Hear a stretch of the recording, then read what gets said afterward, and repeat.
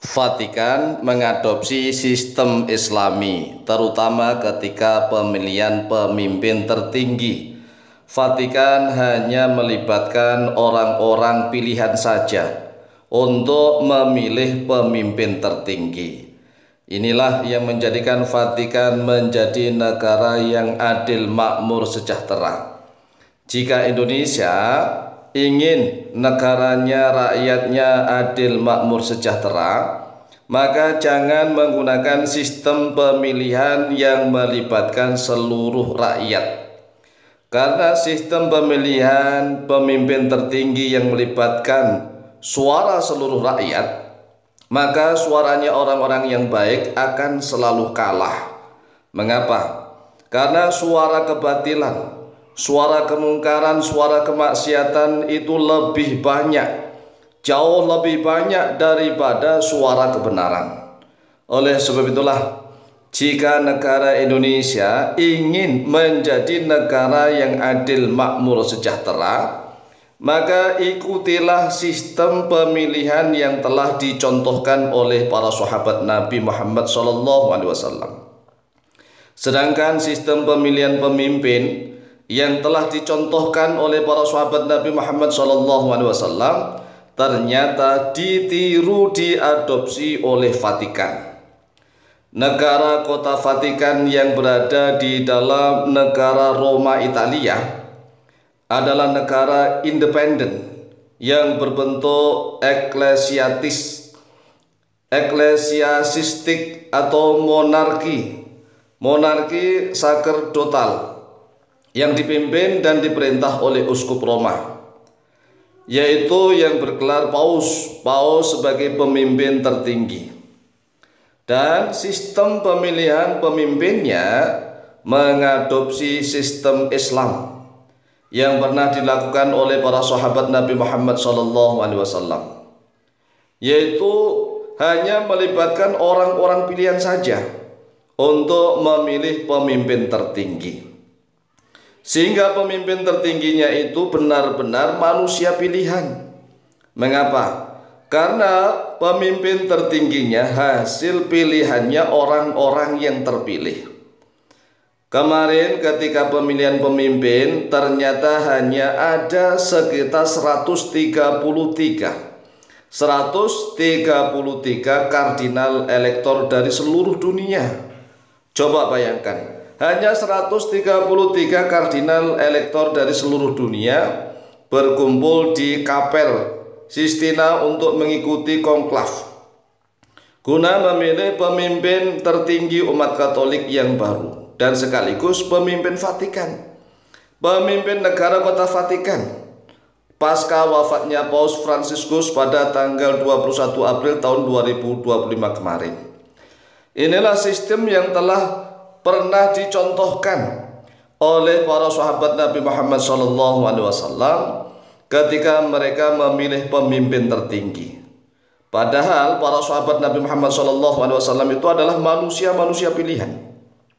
Hampir semuanya para sahabat Nabi itu hafal Al-Quran, hampir ini rata-rata.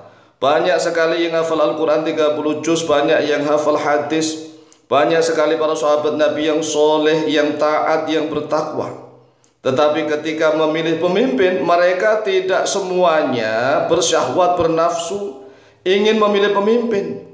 Mereka menyerahkan urusan pemimpin itu hanya khusus kepada orang-orang yang terpilih saja. Oleh sebab itulah seluruh rakyat Indonesia harus tahu nih, karena rakyat Indonesia mayoritas beragama Islam. Nah, karena mayoritas beragama Islam, hendaklah tahu bagaimana sih proses pemilihan pemimpin umat Islam pada zaman Nabi Muhammad SAW, terutama pada zaman sahabat Nabi.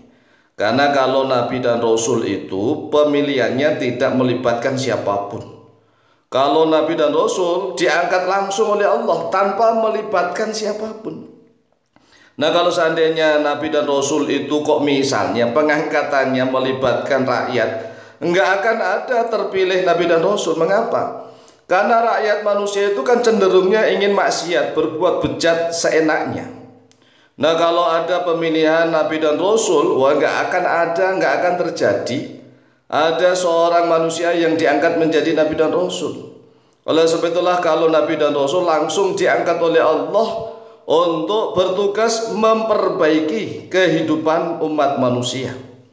Oleh sebab itulah kita saatnya sudah mulai berpikir dan merenung mengapa Indonesia ini sistem pemilihan presiden, wakil presiden, pemilihan bupati, gubernur, wali kota melibatkan suara seluruh rakyat. Apakah itu baik? Tidak ada baiknya sama sekali.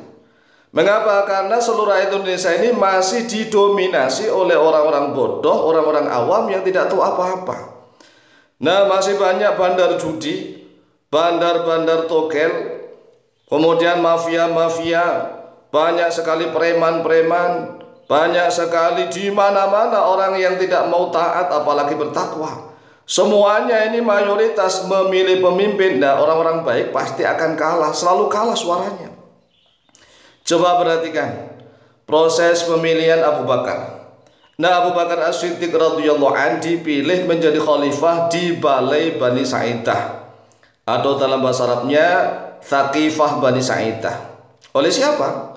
Oleh Dewan Syuro. Dewan Syuro adalah dewan yang ahli musyawarah, yaitu terdiri ahlul halli wal aqdi. Ahlul halli wal aqdi adalah ahli untuk menguraikan permasalahan dan juga memutuskan permasalahan, yaitu para pembesar Muhajirin dan Ansor. Hanya para pembesarnya saja yang sepakat memilih Abu Bakar As-Siddiq menjadi khalifatul Rasulullah SAW. Kemudian yang kedua, Umar bin Khattab dipilih menjadi khalifah oleh Khalifah Abu Bakar As-Siddiq langsung. Tapi setelahnya musyawarah, ya, setelah musyawarah sebelumnya. Jadi ada sahabat Nabi 10 yang dijamin oleh Allah masuk surga, al-asyarah al-mubasysyaruna bil jannah. Mereka dimintai pendapat oleh Sayyidina Abu Bakar As-Siddiq untuk memilih pemimpin, tetapi sahabat 10 itu tawadhu, mengembalikan keputusan kepada Abu Bakar As-Siddiq. Wahai Abu Bakar, siapapun yang kau pilih maka kami akan taati. Nah, Abu Bakar As-Siddiq memilih Umar bin Khattab karena Umar bin Khattab adalah orang yang paling berani mengkritik beliau tatkala beliau menjadi khalifah. Ini adalah contoh teladan yang luar biasa. Kemudian yang ketiga, Utsman bin Affan dipilih menjadi khalifah oleh Dewan Syuro, yaitu Ahlul Halli wal Aqdi, yang terdiri dari 7 orang, yaitu yang pertama Utsman bin Affan, yang kedua Ali bin Abi Thalib, yang ketiga Zubair bin Awam, yang keempat Thulha bin Ubaidillah, yang kelima Abdurrahman bin Auf, yang keenam Sa'id bin Abi Waqqas, dan yang ketujuh ini sebagai penentu, hanya menentukan, yaitu Abdullah bin Umar bin Khattab, salah seorang putranya Sayyidina Umar bin Khattab. Inilah pemilihan yang insya Allah mendapatkan pemimpin yang benar-benar terpilih. Demikian, semoga bermanfaat. Wallahu ta'ala a'lamu bishawab.